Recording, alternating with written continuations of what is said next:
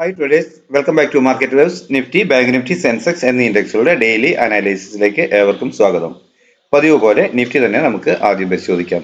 കഴിഞ്ഞ വെള്ളിയാഴ്ച, അതായത് 5/7/2024 24,316 എന്ന ലെവലിൽ ക്ലോസ് ചെയ്തിരുന്ന നിഫ്റ്റി ഇന്ന് കേവലം 16 പോയിന്റിന്റെ പ്ലസിൽ 24,329 ഓപ്പൺ ആയത്. എന്നാൽ ഇന്ന് നിഫ്റ്റി വളരെ മൈൽഡ് ആയിട്ടായിരുന്നു മൂവ് ചെയ്തത്. ആകെ 104 പോയിന്റിന്റെ മൂവ്മെന്റ് മാത്രമാണ് തന്നത്. ഓപ്പൺ ചെയ്തപ്പോൾ തന്നെ ഒരു സെല്ല് ലഭിച്ചിരുന്നു. കൃത്യമായി നമ്മൾ രേഖപ്പെടുത്തിയിരുന്ന സപ്പോർട്ടിലേക്ക് വീണ്ടും കിട്ടിയ അപ്പ് മൂവ്, അതിനകത്ത് വീണ്ടും സെല്ല് തന്നെ വന്നു. അതും അടുത്ത സപ്പോർട്ട് ലെവലിലോട്ട് വന്നു, വീണ്ടും ഉയർന്നു ചെന്നു, സെല്ല് കിട്ടി. കൃത്യമായും ഈ ലെവലിനകത്ത് നിന്ന് ട്രേഡ് ചെയ്യുകയാണ് ചെയ്തത്. ഇവിടെ നമ്മൾ രേഖപ്പെടുത്തിയ റെസിസ്റ്റൻസിന് മുകളിൽ ഒരു 5 മിനിറ്റ് 15 മിനിറ്റ് ക്യാൻഡലിന് ക്ലോസ് ആകാൻ രാവിലത്തെ സെഷനിൽ കഴിഞ്ഞതേയില്ല. ഓപ്പൺ ചെയ്തു, ഡൗൺ വന്നു, വീണ്ടും അപ്പ് മൂവ് ചെയ്തു. എന്നാൽ അവിടെ മുകളിൽ ക്ലോസ് ചെയ്യാതെ ഇവിടെ കൺഫ്യൂഷൻ കാണിച്ച് അടുത്ത ഡിക്ലൈൻ തന്നപ്പോൾ വീണ്ടും ഉയർന്നു വന്നപ്പോഴെങ്കിലും ആർക്കും ഒരു ട്രേഡ് എടുക്കാവുന്നതായിരുന്നു. എടുത്ത് ഡേയ്സ് ഹൈ സ്റ്റോപ്പ് ലോസ് ആയി നൽകിയിരുന്നുവെങ്കിൽ കൃത്യമായും അടുത്ത ടാർഗറ്റ് ഏരിയയിലോട്ട് ഒരു ലെവൽ തന്നിരുന്നു.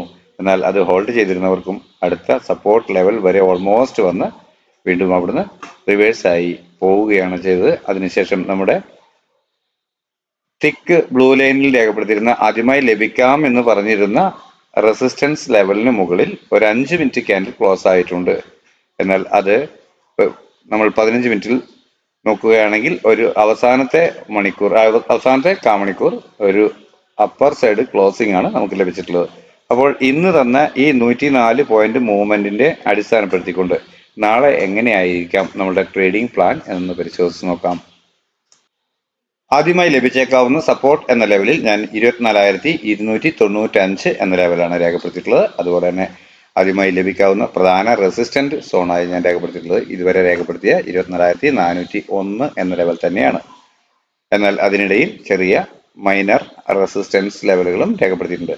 അപ്പോൾ ഇവിടെ ഒരു ഫ്ലാറ്റ് ഓപ്പണിംഗ് ഇന്ന് ക്ലോസ് ചെയ്ത ഏരിയയിൽ തന്നെ ഒരു ഫ്ലാറ്റ് ഓപ്പണിംഗ് നൽകിയതിനു ശേഷം ചെറിയ ടൈം ഫ്രെയിമുള്ള ക്യാൻഡിൽ പാറ്റേണുകൾ പ്രൈസ് ആക്ഷൻ പ്രകാരം അപ്വേർഡ് ഡയറക്ഷൻ നൽകുന്നു എന്ന് ഫീൽ ചെയ്താൽ കോൾ ഓപ്ഷൻ ബൈ ചെയ്ത് അതുവരെ രേഖപ്പെടുത്തിയ ഡേയ്സ് ലോ അതല്ലെങ്കിൽ തൊട്ട് താഴെയുള്ള സപ്പോർട്ട് ലെവൽ സ്റ്റോപ്പ് ലോസ് ആയി കണക്കാക്കിക്കൊണ്ട് ഞാൻ അപ്വേർഡ് ഡയറക്ഷൻ ട്രേഡ് ചെയ്യും. പ്രതീക്ഷിക്കുന്ന ആദ്യത്തെ ടാർഗറ്റ് ഈ 24,401 എങ്കിൽ പോലും ഈ മൈനർ റെസിസ്റ്റൻസുകളെയും നിഫ്റ്റി മൈൻഡ് ചെയ്തേക്കാം. ഇന്നത്തെ പോലത്തെ ഒരു മൂവ്മെന്റ് ഒക്കെ ആണെങ്കിൽ അങ്ങനെ സംഭവിക്കാനും സാധ്യതയുണ്ട്. അങ്ങനെയെങ്കിൽ കഴിഞ്ഞ ദിവസം വെള്ളിയാഴ്ച രേഖപ്പെടുത്തിയ ഉയരമായ 24,364 എന്ന ലെവലിന് മുകളിൽ ഒരു 5 മിനിറ്റ് 15 മിനിറ്റ് ക്യാൻഡിൽ ക്ലോസ് ആവുകയാണ് എങ്കിൽ വീണ്ടും കിട്ടിയേക്കാവുന്ന ഡിക്ലൈനിൽ ഡേയ്സ് ലോ നിലനിർത്തിക്കൊണ്ട് ചെറിയ ടൈം ഫ്രെയിമുള്ള ക്യാൻഡിൽ പാറ്റേണുകൾ പ്രൈസ് ആക്ഷൻ പ്രകാരം അപ്വേർഡ് ഡയറക്ഷനിൽ മൂവ് ചെയ്യുന്നു എന്ന് ഫീൽ ചെയ്താൽ കോൾ ഓപ്ഷൻ തന്നെ ബൈ ചെയ്ത് ഡേയ്സ് ലോ സ്ട്രിക്റ്റ് ആയ സ്റ്റോപ്പ് ലോസ് ആയി കണക്കാക്കി അപ്വേർഡ് ഡയറക്ഷനിൽ ട്രേഡ് ചെയ്യും.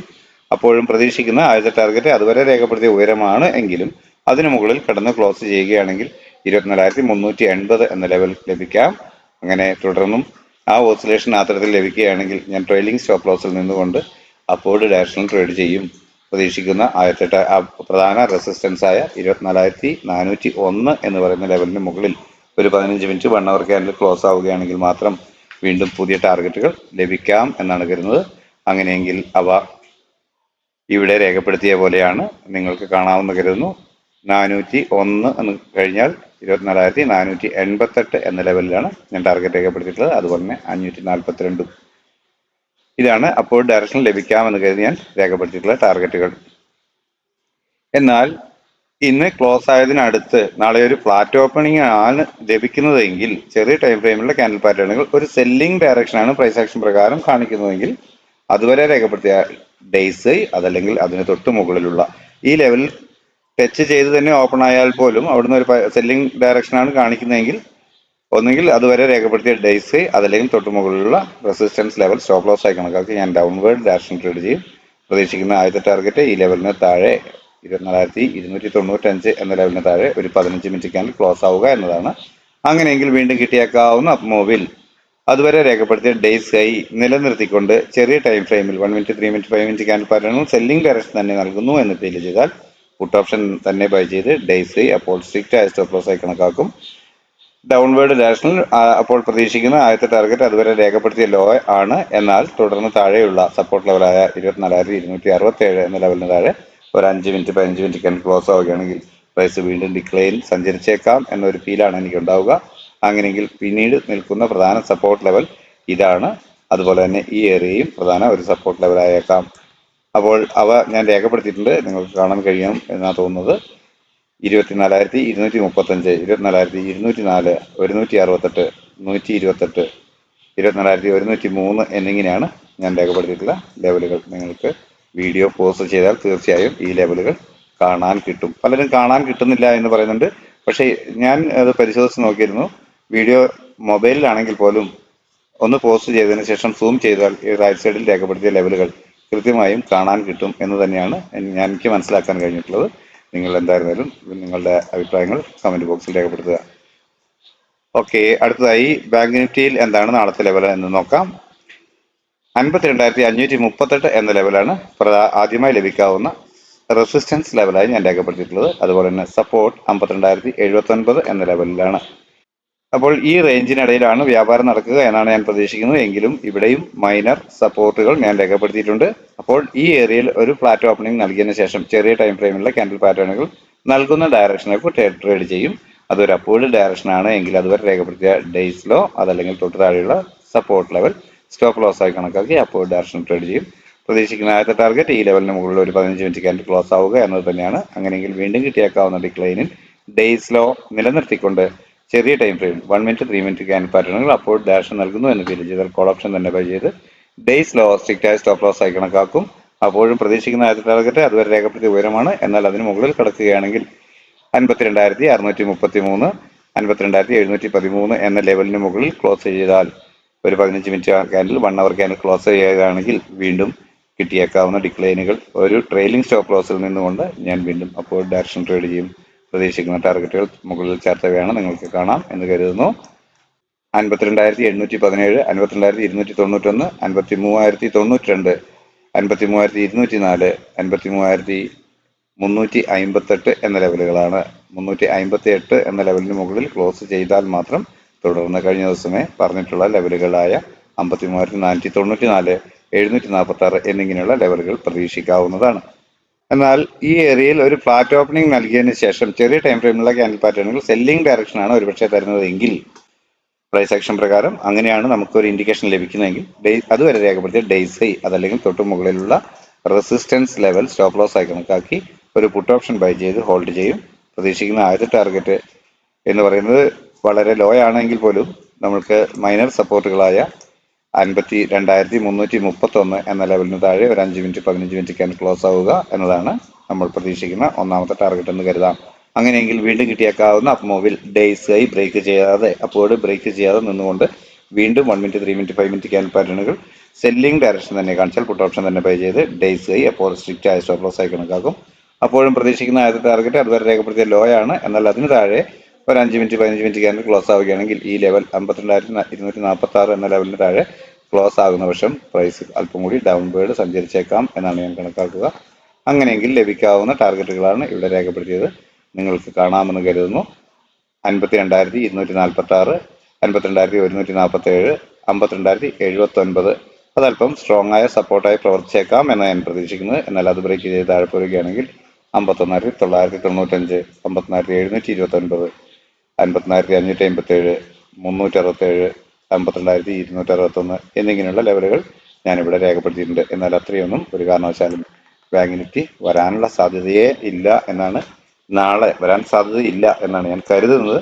എന്നാൽ ഇന്ന് ഉണ്ടാകായേക്കാവുന്ന ന്യൂസുകളെ കുറിച്ച് ഒരു ധാരണയും ഇല്ലാതെ തന്നെയാണ് ഞാൻ ഇങ്ങനെ പറയുന്നത്. അടുത്തതായി സെൻസെക്സിൽ എന്താണ് ഇന്നത്തെ ലെവലുകൾ എന്ന് പരിശോധിച്ച് നോക്കാം. നാളേക്ക് വേണ്ടിയുള്ള ലെവലുകൾ 80,193 എന്ന ലെവലാണ് പ്രധാനമായി ലഭിച്ചേക്കാവുന്ന ആദ്യത്തെ റെസിസ്റ്റൻസ് ആയി ഞാൻ രേഖപ്പെടുത്തിയിട്ടുള്ളത്. അതുപോലെ തന്നെ 79,929 എന്ന ലെവലാണ് പ്രധാന സപ്പോർട്ട്, ആദ്യത്തെ സപ്പോർട്ട് ലെവലായി ഞാൻ രേഖപ്പെടുത്തിയിട്ടുള്ളത്. അതിനിടയിൽ ചെറിയ റെസിസ്റ്റൻസ് ലെവൽ രേഖപ്പെടുത്തിയിട്ടുണ്ട്, കാണാമെന്ന് കരുതുന്നു. 80,074, 80,153 എന്ന ലെവലുകളാണ് അവ. അപ്പോൾ നാളെ ഇവിടെ ഒരു ഫ്ലാറ്റ് ഓപ്പണിംഗ് ആണ് ലഭിക്കുന്നതെങ്കിൽ ചെറിയ ടൈം ഫ്രെയിമിലുള്ള ക്യാൻഡിൽ പാറ്റേണുകൾ പ്രൈസ് ആക്ഷൻ പ്രകാരം ഒരു ബൈയിങ് ഓപ്ഷൻ അങ്ങനെയാണ് നൽകുന്നതെങ്കിൽ അപ്പോഴും മൂവ് ചെയ്യും എന്നാണ് ഇൻഡിക്കേറ്റ് ചെയ്യുന്നതെങ്കിൽ കോൾ ഓപ്ഷൻ ബൈ ചെയ്ത് അതുവരെ രേഖപ്പെടുത്തിയ ഡേയ്സിലോ അതല്ലെങ്കിൽ തൊട്ട് താഴെയുള്ള സപ്പോർട്ട് ലെവൽ സ്റ്റോപ്പ് ലോസ് ആയി കണക്കാക്കിക്കൊണ്ട് അപ്വേർഡ് ഡയറക്ഷനിൽ ട്രേഡ് ചെയ്യും.